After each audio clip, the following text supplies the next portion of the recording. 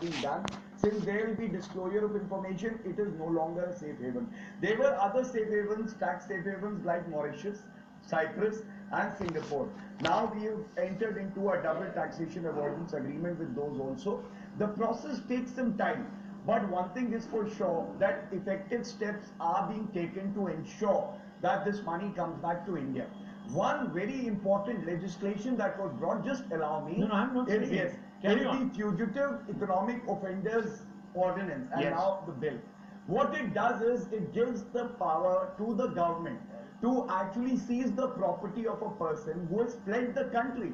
And we are seeing a positive impact even in the case of Vijay Mallya, where for the first time he is ready to settle the dues to the bank.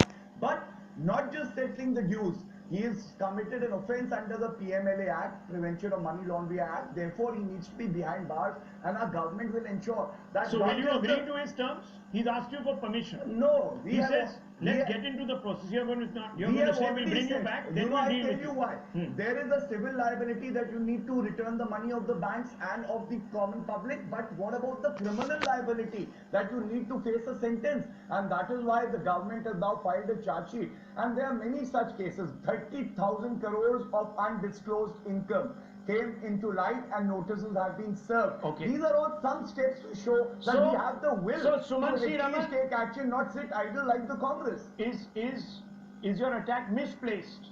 Are the doubts misplaced? Very quickly. Rahul, globally, there is a move to crack down on Swiss banks. As Paranjoy said, Switzerland is not a great place now. Okay, so it's getting diverted to other havens. Okay, let me bring in Mr. Srivastava. Mr. Srivastava, the interesting aspect in all of this is, yes, global remittances. It is quite possible that... I want to bring out a statistic, Mr. Srivastava. 3% international depositors put in the same period in the Swiss banks. Indians in that same period have put 50%. Above last year. Does that suggest something? That this is black and the government's failing? See, a couple of very quick points, Rahul. One, I think in the last 20 years, and there can be no generalizations, but broadly speaking, the Narendra Modi government should get its due that it is perhaps trying to act. It has by no means eradicated corruption, or not all its people are clean, but it is trying to act and attack black money and corruption in a concerted manner on a national scale. Whether, in India it was always said that this is a country where the industry gets sick, not the industrialist. At least now some industrialists are also getting sick and hauled up. And some laws, insolvency law, the Benami Act, which Gaurav was mentioning, but my praise for the government will stop there. Now I'll develop the Suman's point.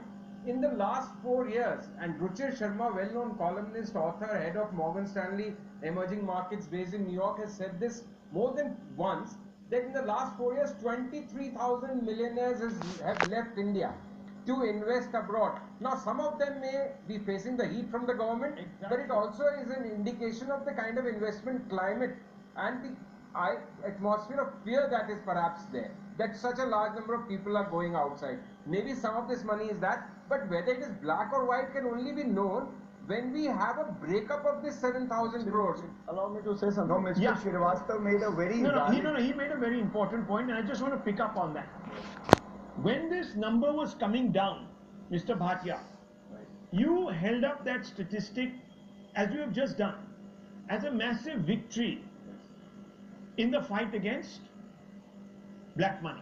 Now when it's going up, you say, well, liberalized remittance environment, business activity is picking up, Indians are investing abroad because they want to create truly Indian MNCs, and so on and so forth. You can't have it both ways, can you? Now can I explain it to you? Yeah. Hypothetically. Yes. Say a number was at 100%, it was down by 10% in the first year of the BJP government. So it came to 90. Sure. Take down another 40% of that in the next year. Right. And then 44%.